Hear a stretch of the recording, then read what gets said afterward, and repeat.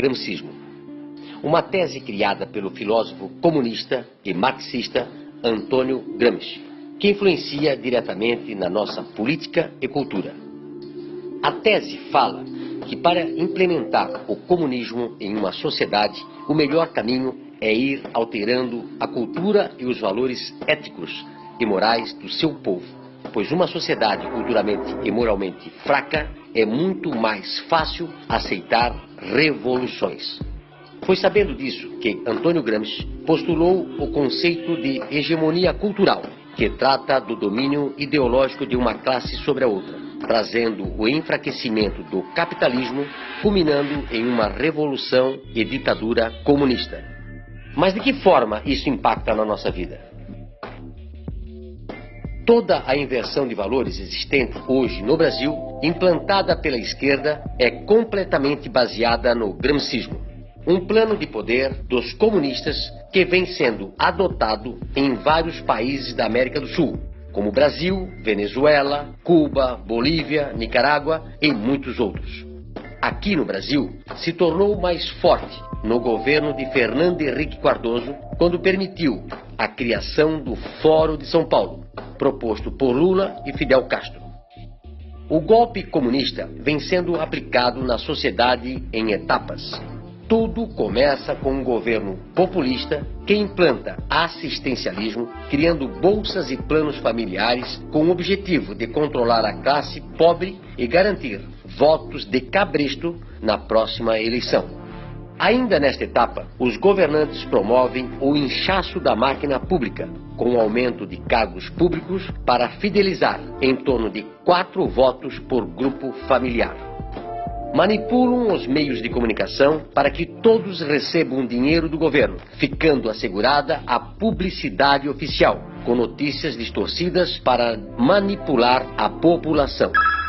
Demonizam as forças armadas, o regime militar, taxando de ditadura, criando uma imagem de inimigo inexistente. A corrupção é algo comum no círculo de amigos do governo, que estão protegidos pela impunidade.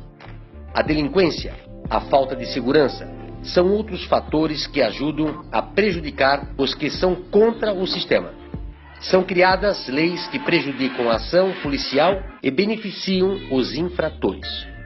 Os mesmos que incentivam a separação entre a sociedade promovem ocupações de terras públicas e privadas e se beneficiam depois cobrando aluguel dos pobres que começam a residir nos espaços. O nível educacional da população passa a ser muito baixo para que o povo se mantenha na ignorância sob o controle do governo. Ainda na educação, os governantes criam novas universidades que promovem ensinamentos distorcidos a grupos que sustentem ideologicamente o sistema comunista.